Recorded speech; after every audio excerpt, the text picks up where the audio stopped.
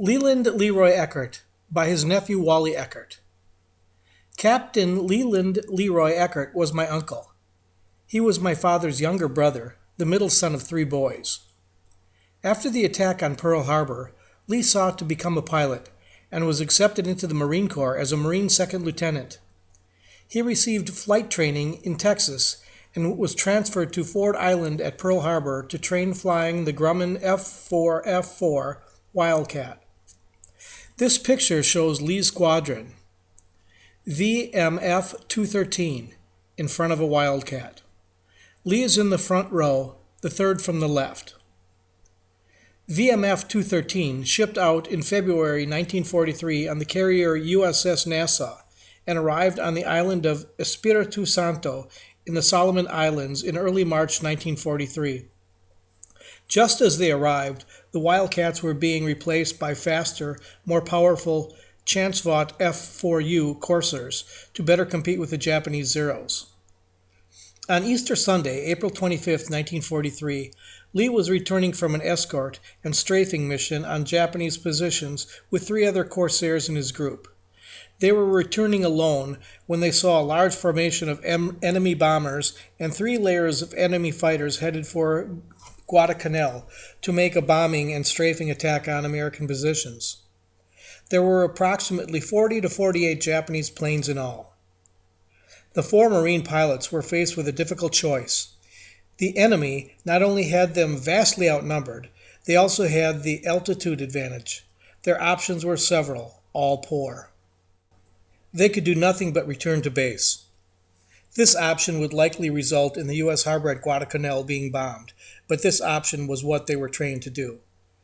They could break radio silence and ask for help. This would allow the enemy to spread out, making any attack more difficult to defend against. They could race back to the base and ask for assistance, which would likely not be quick enough. The choice made by Major Montford Peyton, Lieutenant Milton Peck, Lieutenant Milton Vetter, and Lieutenant Leland Eckart was above and beyond the call of duty. They attacked the Japanese formation. They shot down 6 Zeros, and more importantly, not a single Japanese bomb was dropped on Guadalcanal that day, and Easter Sunday, when there was more than the usual number of U.S. ships in the harbor unloading. The Japanese mission was thwarted, and the formation of enemy planes was scattered. Lee was lost that day, having been shot down and listed as missing in action. One other pilot was shot down too, but he was able to parachute out safely, swim to an island, and make it back to base with the help of islanders. The other pilots flew their damaged planes back to base. Lee was posthumously elevated to the rank of captain and received the Purple Heart. Weeks after Lee was lost, the photo was taken to commemorate that battle and was called 4 against 40. Peyton, Vetter, and Peck are standing in front of the Corsair No. 5, commemorating their April 25th engagement with the enemy.